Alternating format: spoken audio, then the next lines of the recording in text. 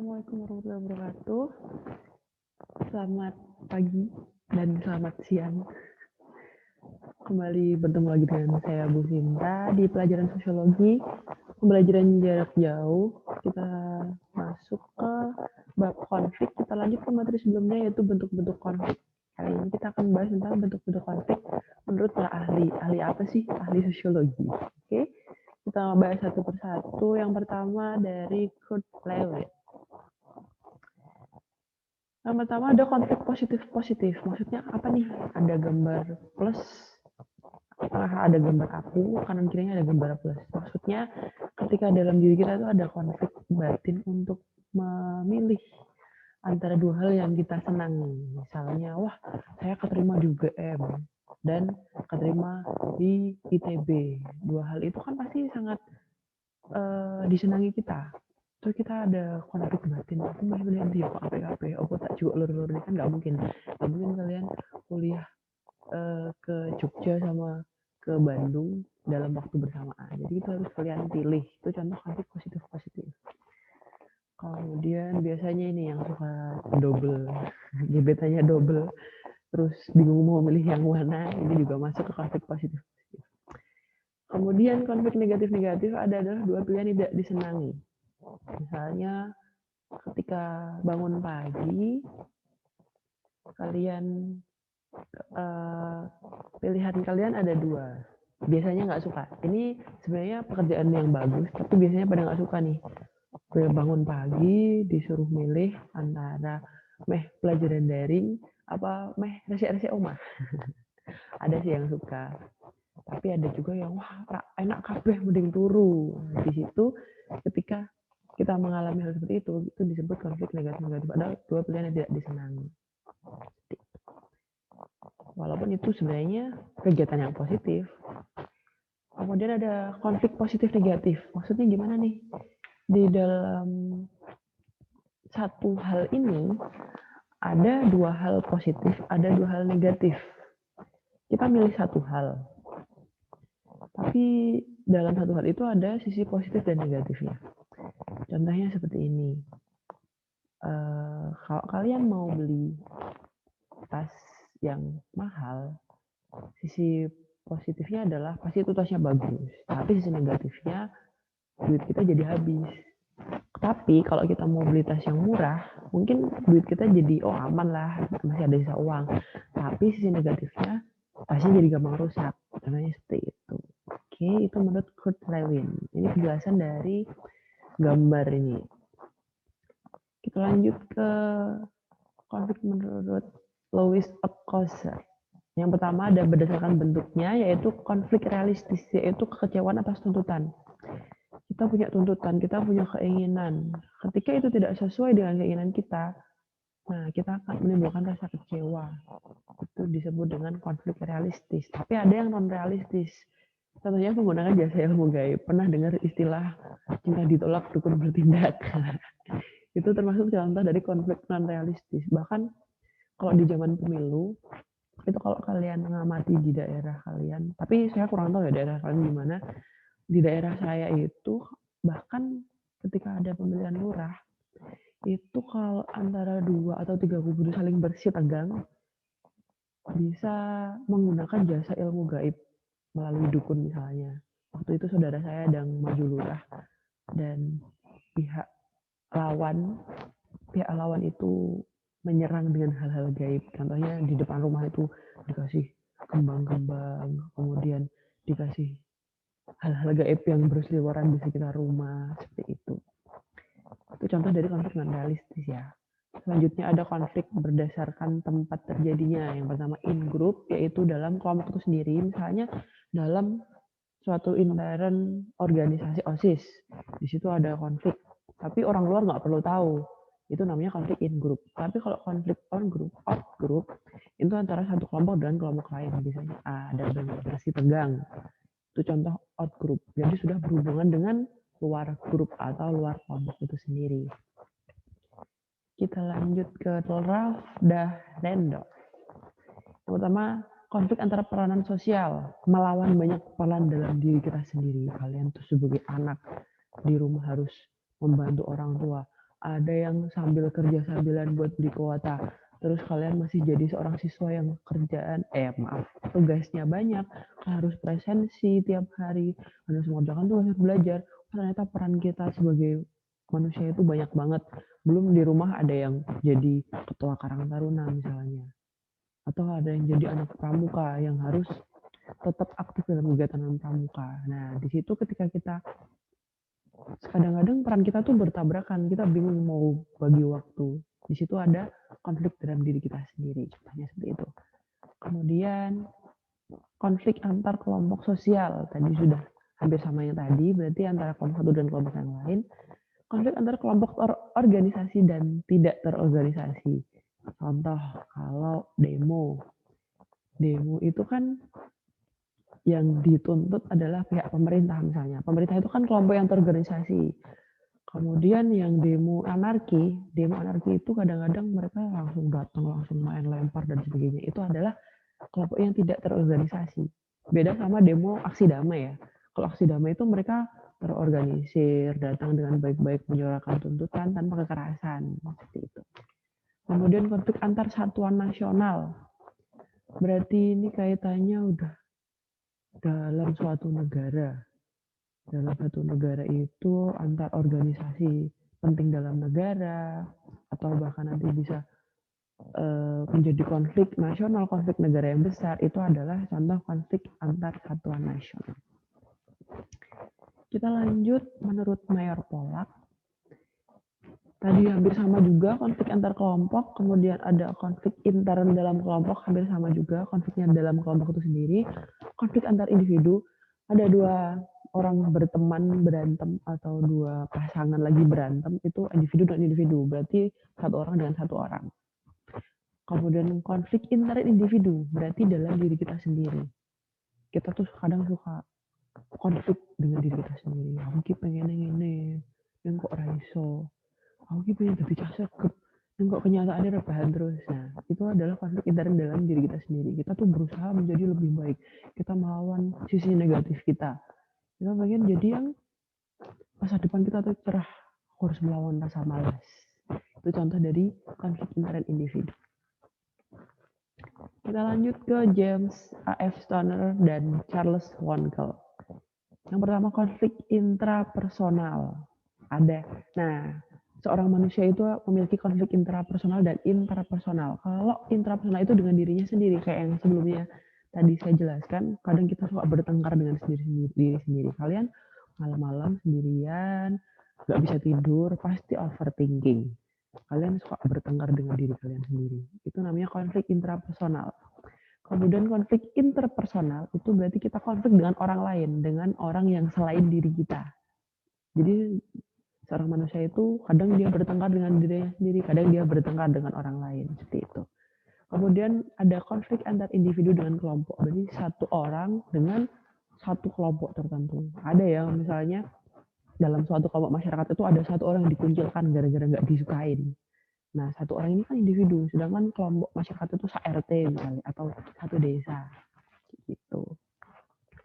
Oke, kita lanjutkan. Menurut Simon Fisher, ada suatu keadaan tanpa konflik, yaitu relatif stabil dan damai, walaupun kenyataannya tidak ada satu masyarakat pun, tidak ada satu individu pun yang dalam keadaan tanpa konflik. Mungkin di sini yang dimaksud adalah segala konflik itu bisa diatasi dengan baik tanpa menimbulkan kekerasan, tanpa menimbulkan dampak yang lebih luas. Tapi yang dalam masyarakat itu tidak mungkin tidak ada konflik. Kemudian ada konflik laten, yaitu banyak persoalan tersembunyi.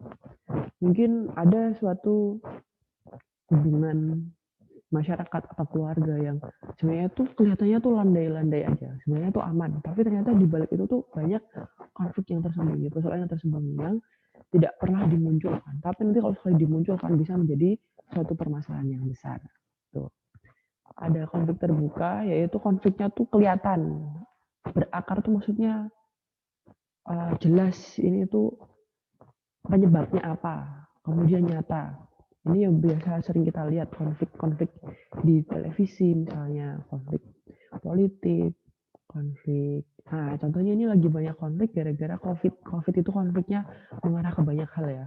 Bisa ke dunia kesehatan, bisa ke dunia pendidikan, kemudian bisa ke dunia politik juga, keuangan, bahkan kemarin ada yang korupsi. Sudah baca berita kalau dana bantuan korupsi itu ada, maaf, dana bantuan Covid itu ada yang dikorupsi. Jahat banget ya, coba kalian baca beritanya di Google. Kemudian konflik di permukaan itu tidak berakar dan cuma gara-gara kesalahpahaman. Pernah nggak kalian itu cuma gara-gara salah paham sama temennya, terus jadi diem-dieman jadi musuhan? Padahal itu nggak ada penyebabnya yang pasti, itu gara-garanya kesalahpahaman aja. Sebenarnya seperti itu ya. Kita lanjut ke Furman dan McCall.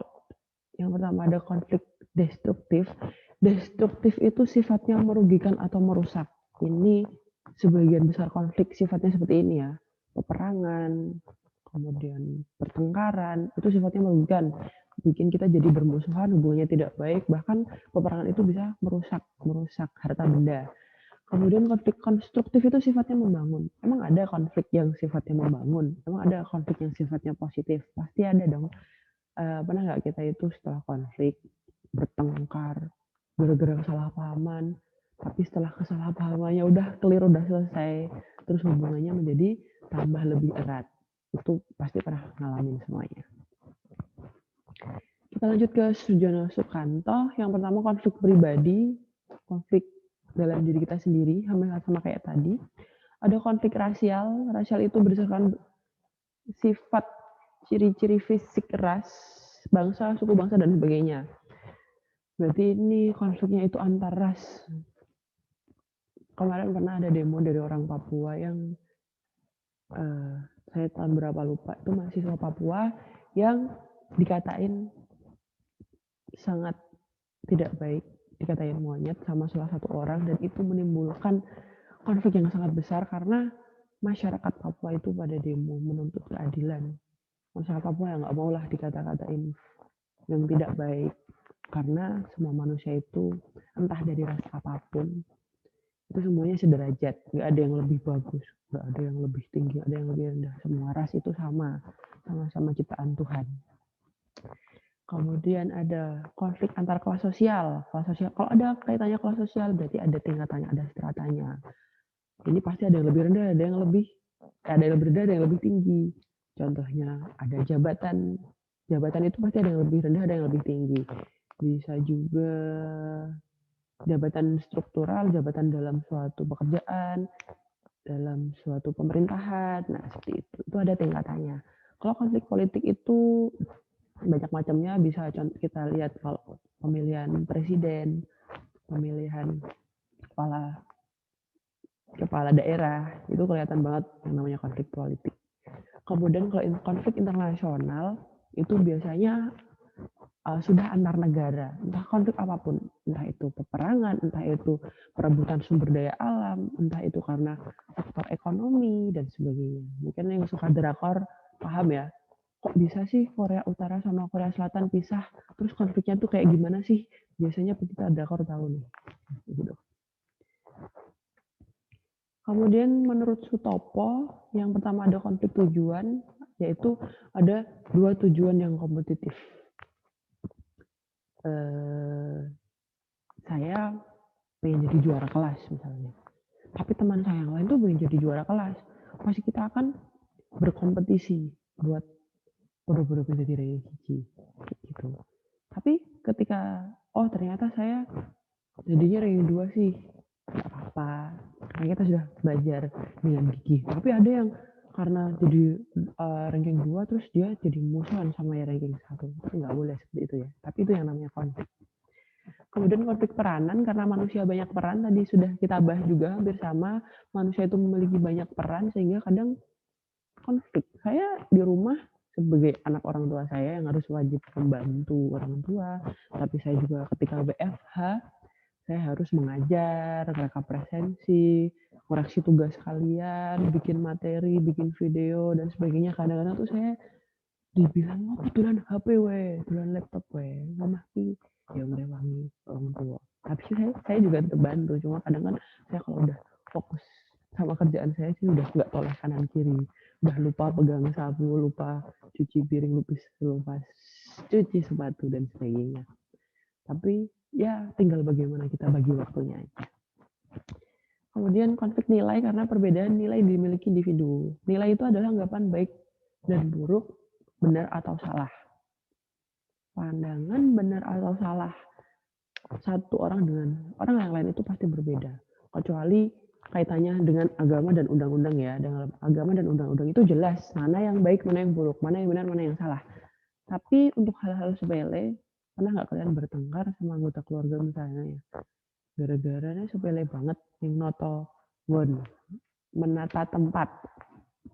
Menurut kalian ngene iki wis rapi, wis apik, tapi ternyata menurut orang tua kalian, "Wah, kamarmu berantakan le, ora tau ditoto." Padahal kalian merasa, "Wah, ngene iki wis nyaman-nyaman wae kok." Nah, seperti itu contohnya.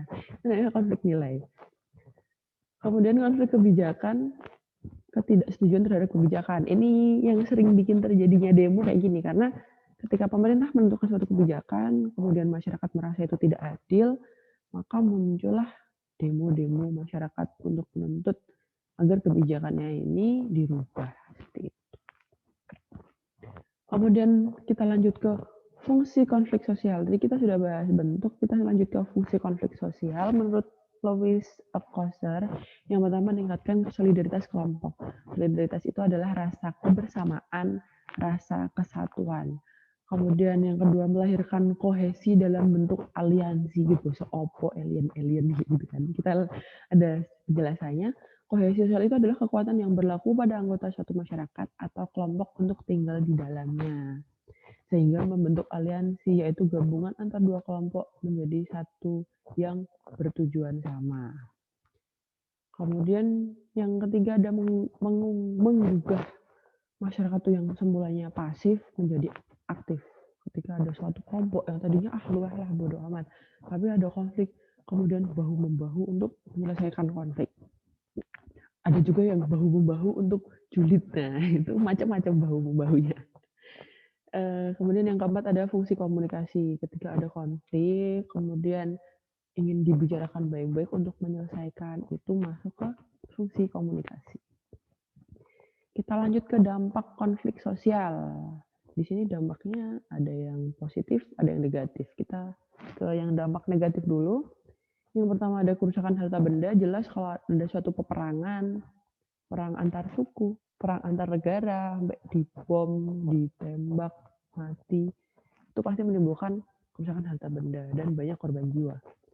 Kemudian perubahan kepribadian individu. Ketika kita mengalami konflik dalam perjalanan hidup kita ini pasti banyak mengalami konflik. Dan pasti kita mengalami perubahan individu. Ketika kita menghadapi konflik, bagaimana cara kita untuk menyikapinya? Ada yang kita berubah menjadi pribadi yang lebih tangguh, yang bisa menghadapi segala situasi. Tapi ada juga yang merasa broken, ada yang merasa down, ada yang merasa hidup ini tidak adil, akhirnya lari ke hal yang negatif. Tapi itu jangan ya. Kalau bisa ketika kita menghadapi konflik itu, kita survive. Karena kehidupan manusia itu pasti ada konflik. Dan semua orang itu pasti ada konflik yang berat. Kalian lihat orang kok sugih terus, apa-apa duwe keturutan. Karena rumput tetangga itu selalu lebih hijau. Kita nggak tahu mereka punya konflik sebesar apa. Karena kita lihatnya cuma yang enak aja. Kemudian kita dengan diri sendiri, aku kok ngene-ngene terus uripe, nggak boleh. Semua orang pasti memiliki konflik dalam dirinya masing-masing, entah itu dengan siapa, entah itu karena apa, seperti itu. Kemudian mengakibatkan keretakan hubungan antar individu. Yang namanya konflik itu menimbulkan pertengkaran, biasanya ada yang menimbulkan keretakan hubungan, tapi ada juga yang hubungannya menjadi lebih erat. Itu nanti masuknya ke dampak positif. Kemudian menimbulkan dominasi kelompok. Dominasi kelompok itu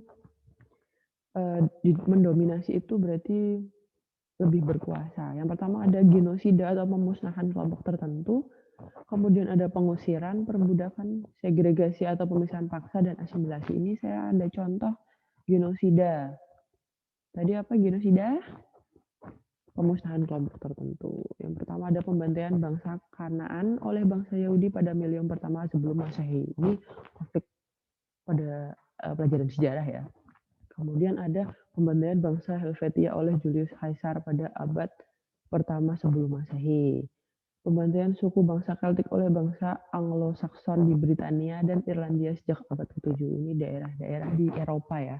Nanti kalian bisa lihat lagi contoh genosida di negara-negara lain. Ini ada contoh segregasi. Berdasarkan penelitian beberapa orang, ini ada yang di Indonesia, ada yang di luar negeri. Yang pertama penelitian yang dilakukan oleh Wulang Sri tahun 2014, ada segregasi. Segregasi itu pemisahan secara paksa ya. Jadi pemukiman pada kawasan perkotaan Solo Baru itu yang dipisahkan oleh berdasarkan pendapatan, tingkat pekerjaan, dan pendidikan penduduknya. Kemudian yang kedua, segregasi ras Amerika antara penduduk kulit hitam dan kulit putih. Ini dulu konflik rasial banget ya, segregasi ini. Dianggap kulit hitam itu lebih rendah daripada kulit putih. Tapi ini hanya anggapan yang tidak baik dan menimbulkan konflik yang sangat besar. Kemudian yang ketiga, pengelompokan pemukiman berdasarkan etnis atau ras tertentu di Malaysia dan Indonesia. Kenapa sih kok ada sebutan pecinan? Nah, di pecinan itu karena yang tinggal di situ adalah orang-orang dari etnis Tionghoa. Kemudian segregasi dalam konteks ruang sosial antara penduduk asli dan pendatang di kota Denpasar, Bali, berdasarkan fanatisme masing-masing penduduk terhadap daerah asal. Ini dari penelitian yang dilakukan oleh Paturusi tahun 2016. Kemudian ada segregasi kelas berbasis gender di SMP Al-Falah, Katintang, Surabaya. Jadi ini contohnya kayak di pondok pesantren ya. Pondok pesantren itu pasti ada pemisahan antara kelas perempuan dan kelas laki-laki. Kalau kita kan dalam kelas kita membaur antara laki-laki dan perempuan. Tapi kalau di pondok pesantren itu ada pemisahan. Nanti laki-laki sekolahnya sendiri, perempuan sekolahnya sendiri. Segregasi ini bisa bersifat positif, bisa bersifat negatif. Jadi tidak bisa kita semuanya kita pandang negatif. Kita lihat dulu konteks kasusnya seperti apa. Seperti itu ya. Kita lanjut ke contoh asimilasi. Asimilasi adalah pembauran dua budaya yang disertai dengan hilangnya ciri khas kebudayaan asli dan membentuk budaya baru. Contoh di sini adalah asimilasi ras Mongoloid, Kaukasoid, dan Negroid di benua Asia. Kemudian membentuk ras baru. Mereka melakukan kawin silang antar ras, kemudian membentuk ras baru. Nah, kalau tadi kita bahas bentuk dampak negatif konflik, sekarang kita akan membahas dampak positifnya. Yang pertama adalah solidaritasnya meningkat, seperti saya bilang tadi. Kadang konflik itu bisa menimbulkan hubungannya menjadi renggang, tapi ada juga yang menjadi lebih solid, menjadi lebih erat. Kemudian menjadikan pribadi yang kuat dan tahan uji. Ya. Sudah saya jelaskan juga tadi.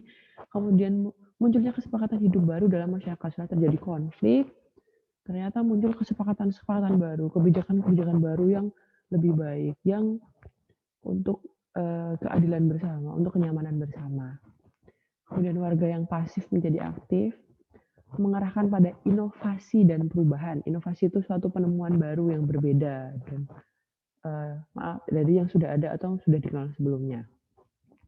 Kemudian ada mempertegas batasan kelompok. Batasan kelompok itu baik. Yang penting jangan terlalu diberi pengagungan kelompok sendiri. Itu namanya nanti jadi primordialisme yang mengacu ke etnosentrisme. Ayo apa primordialisme dan etnosentrisme? Coba dibaca lagi. Kemudian hubungan tarik-menarik antar kelompok dan sebagai sarana evaluasi dalam suatu konflik, dalam suatu permasalahan. Hendaknya kita melakukan evaluasi, kita merenung, kok bisa terjadi konflik seperti ini? Bagaimana kita mengatasinya? Oh, ternyata setelah ada konflik ini ada hikmahnya. Ini yang disebut dengan evaluasi. Oke, cukup sekian materi dari saya. Tolong dipelajari. Mudah-mudahan lancar semuanya kegiatan pembelajaran jarak jauh kita dan segera dipertemukan di ruang kelas, diberi kesehatan semuanya, dan diberi semangat untuk melakukan segala aktivitas. Oke, sampai jumpa. Wassalamualaikum warahmatullahi wabarakatuh.